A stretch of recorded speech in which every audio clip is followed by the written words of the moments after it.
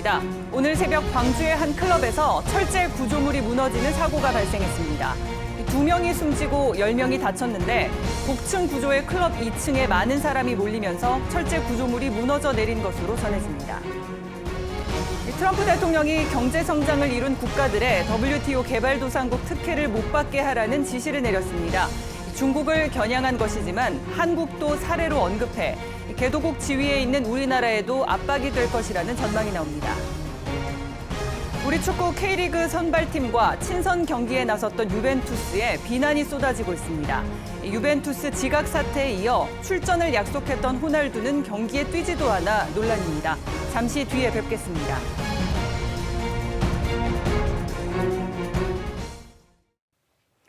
시청자 여러분 안녕하십니까? TV조선 뉴스 시작합니다.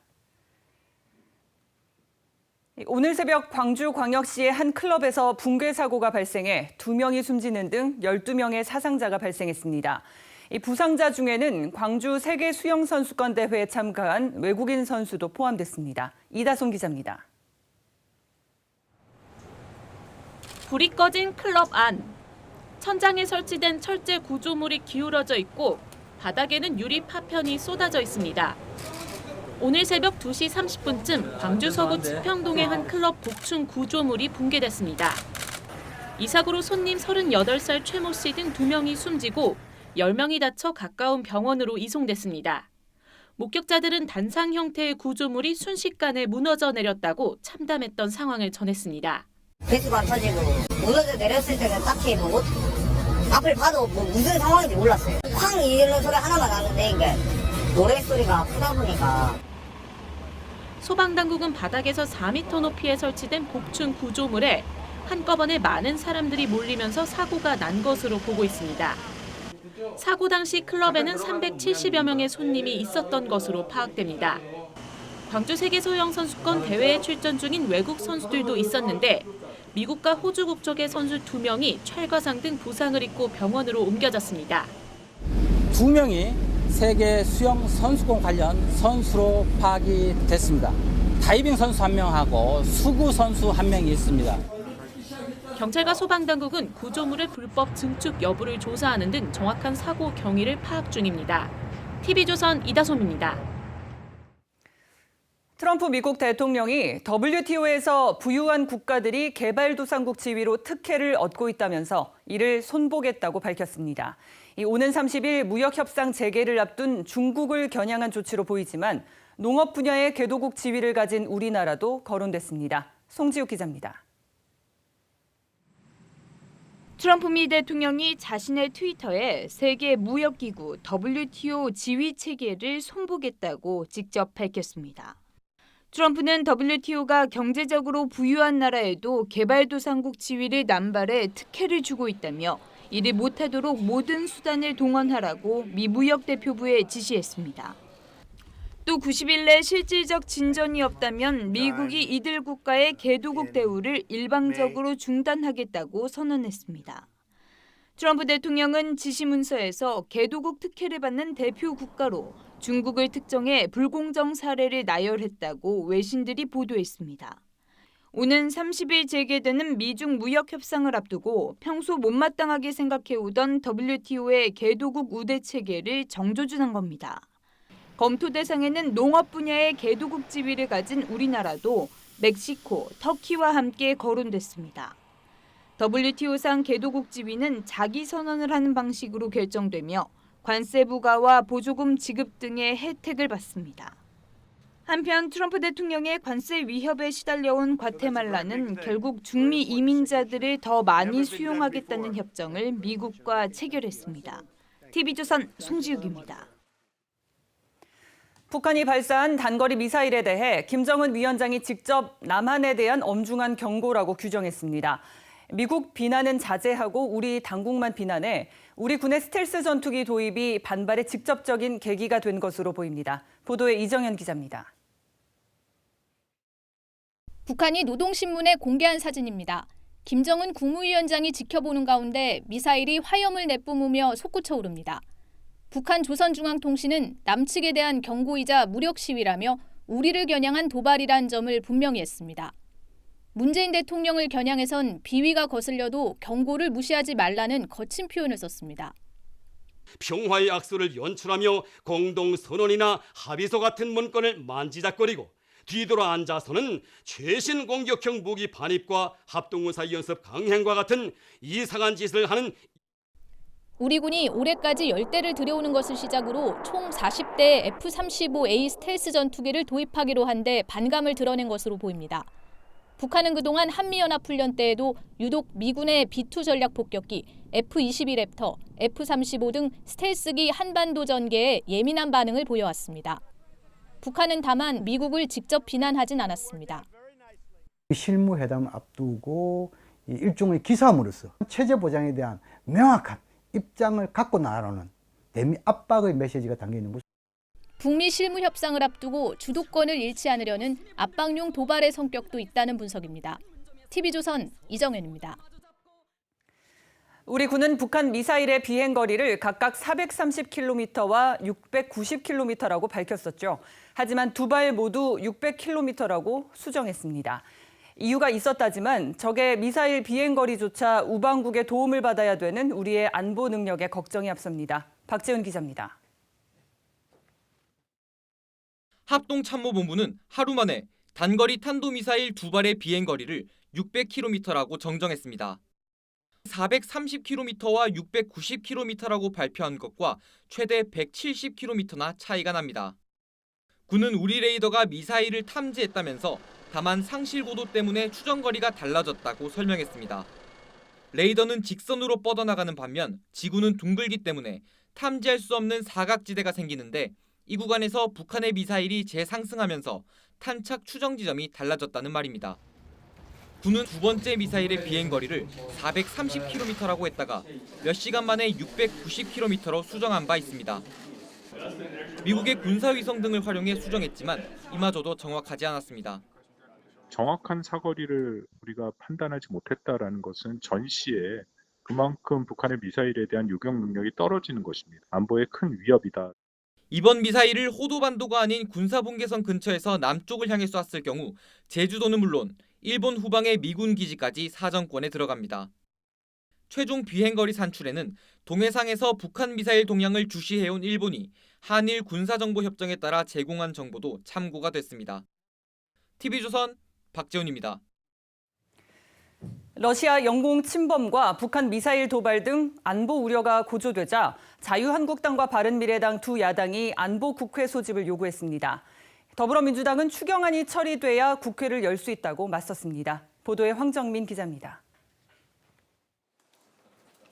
자유한국당과 바른미래당이 어제 7월 임시국회 소집 요구서를 제출했습니다. 러시아 군용기의 영공 침범과 북한의 단거리 탄도미사일 도발 등 연이은 안보 위기 책임에 대해 따져 묻겠다는 겁니다.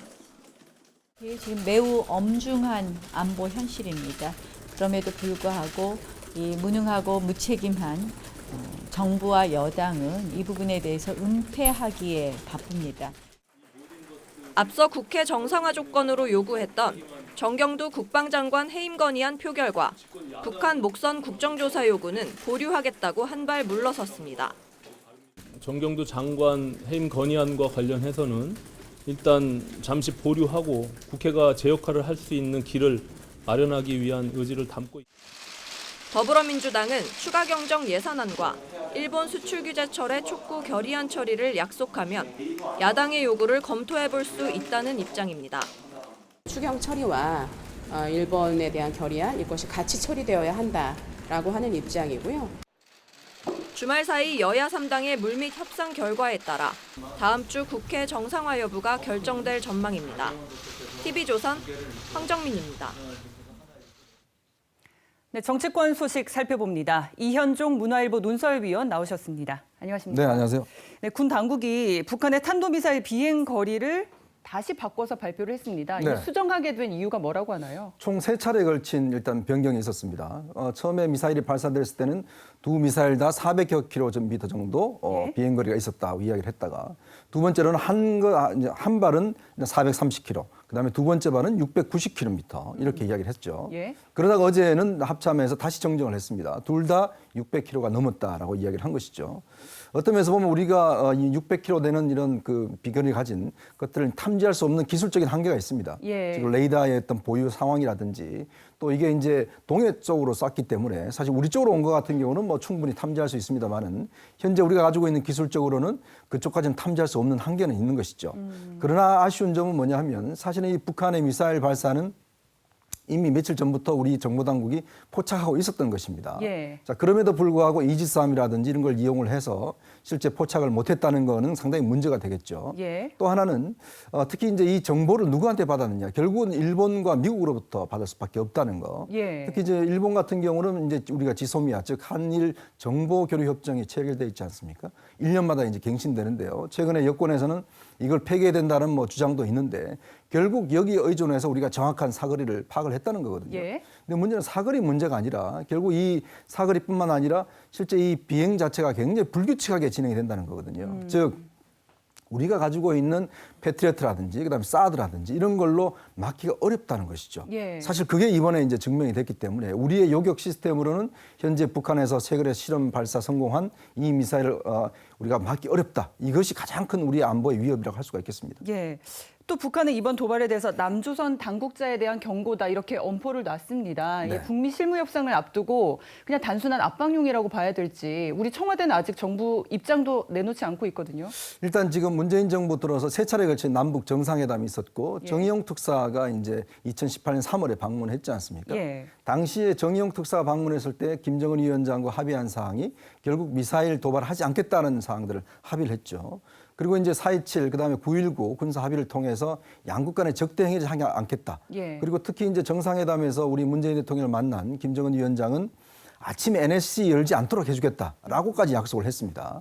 자, 그럼에도 불구하고 어제 발사 이후에 조선중앙통신이 이제 김정은 위원장의 발언을 인용을 해서 예. 이번 발언은 엄중한 경고를 보내기 위한 무력 시위다라고 규정을 했어요. 왜냐하면 지난 5월 달에 발사한 것만 하더라도 자체적인 그냥 화력 점검 테스트였다라는 정도였는데 이번에는 발사 목적을 분명히 한 겁니다. 즉 예. 우리 남한을 겨냥해서 일단 발사했다는 것들. 예. 그리고 문재인 대통령을 직접 겨냥해서 남조선 당국자라는 표현을 썼습니다마는 그러나 내용적으로 보면 이제 문재인 대통령 겨냥해서 지난 4월과 9월에 바른 자세로 돌아가기 바란다 이런 이야기를 했어요.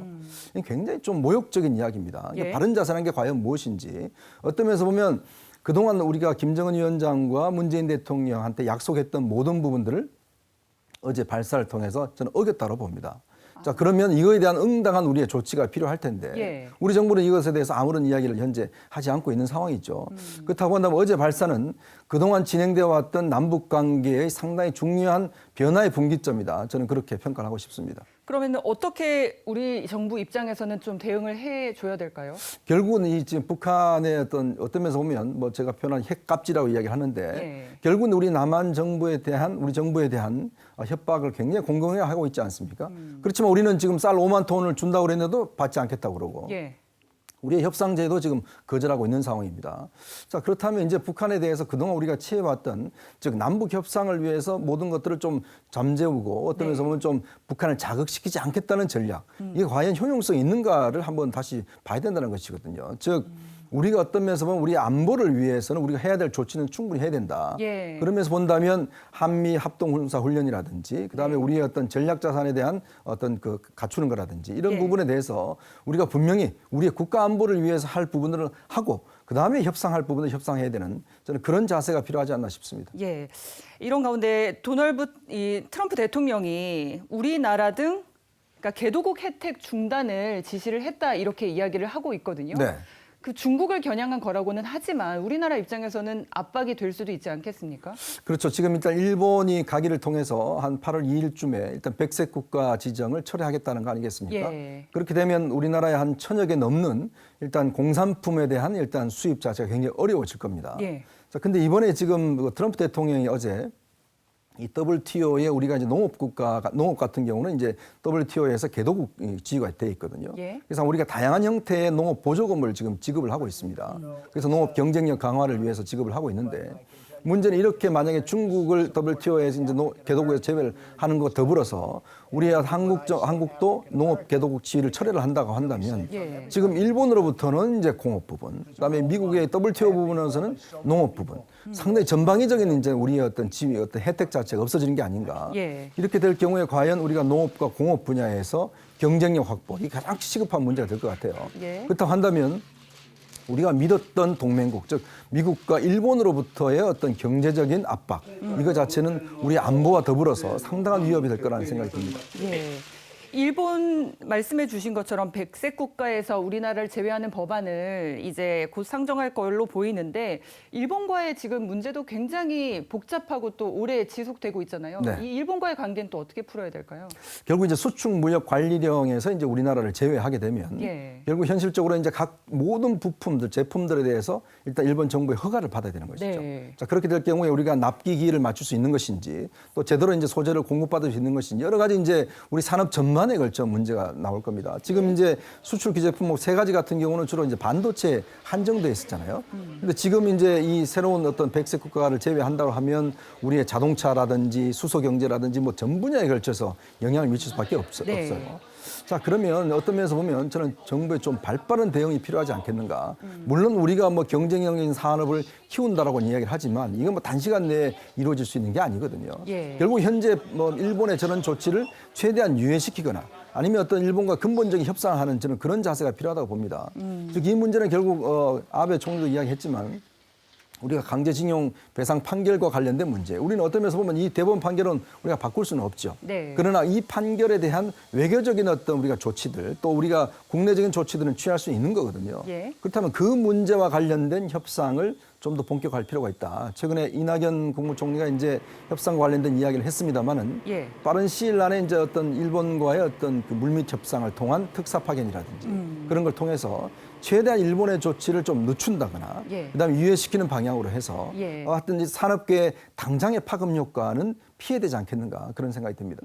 지금 이렇게 한미일 균열이 깨지면서 또 안보에 있어서도 러시아 군용기 침범 또 계속 지금 우리나라의 안보 위협이 되고 있는 상황인데 이런 사면초가 상황까지 어떻게 발생을 했다 이렇게 볼 수 있을까요? 결국 이제 이 동북아 정세 우리가 이제 구한말에도 보면 결국 이제 변화되는 열강들의 움직임을 우리가 제대로 파악하지 못했고 또 이 전쟁이라는 게 가장 중요한 게 뭐냐면 누구를 친구로 삼느냐가 굉장히 중요합니다. 세계 전쟁사를 보면 결국 친구를 삼아서 어떤 나라를 구하는 경우가 많거든요. 결국 동맹이죠.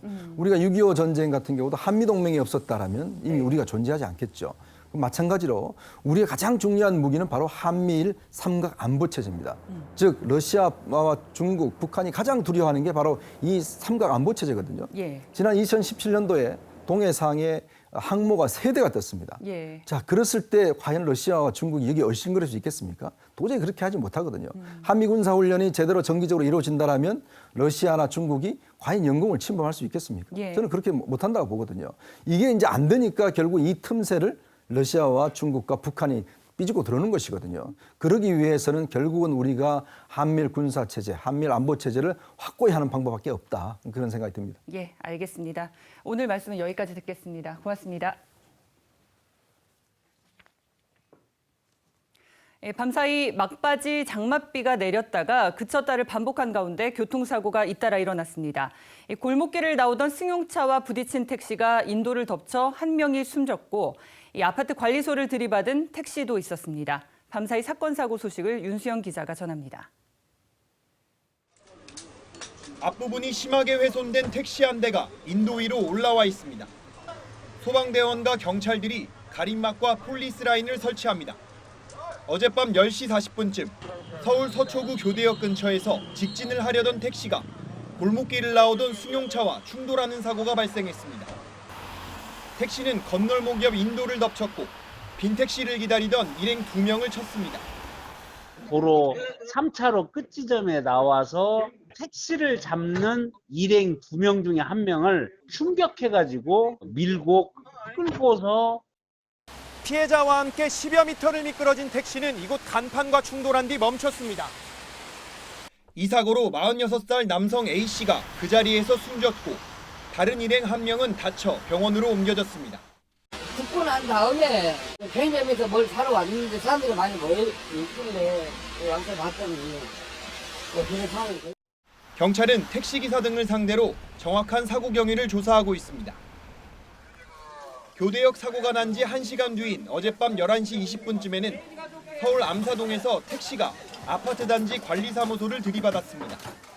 이 사고로 택시기사 72살 정모 씨와 여성 승객 등 2명이 크게 다쳐 병원으로 옮겨졌습니다.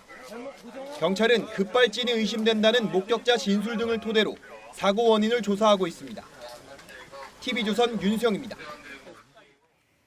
자사고에서 일반고로 전환될 상황에 처한 전주 상산고등학교가 자사고 지위를 유지하게 됐습니다.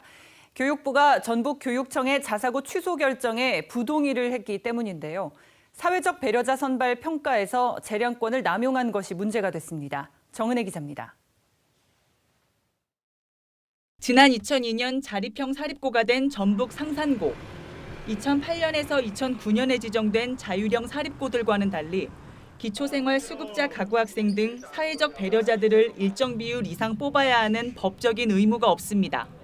하지만 전북교육청은 재지정 평가에서 이런 사회적 배려자들을 10% 이상 뽑았는지를 평가 항목에 넣었습니다. 그 결과 입학 정원의 3%를 사회적 배려자들로 선발한 상산고는 4점 만점에 1.6점을 받았습니다.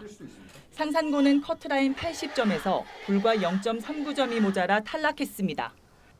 교육부는 이런 전북교육청의 사회적 배려자 선발 비율 평가가 위법하다며 자사고 취소에 동의하지 않았습니다. 사회통합전형 선발 비율 지표가 재량권 일탈 또는 남용에 해당하여 위법하고 평가 적정성도 부족하다고 판단하여 다만 타 지역보다 10점 높은 커트라인은 교육감의 권한이라고 판단했습니다. 상산고 측은 결과에 만족하면서도 전북교육청에는 사과를 촉구했습니다. 대한민국 정의가 살아있다고 그리고 법률이 살아있다는 것을 믿는 오늘 판단이 된 것 같습니다. 교육감이 이에 대해서 사과를 했으면 좋겠어요. 한국교총도 교육부가 잘못된 것을 바로잡았다고 평가했습니다. 하지만 전교조는 교육사에 수치스러운 오점을 남겼다고 비판했습니다. TV조선 정은혜입니다.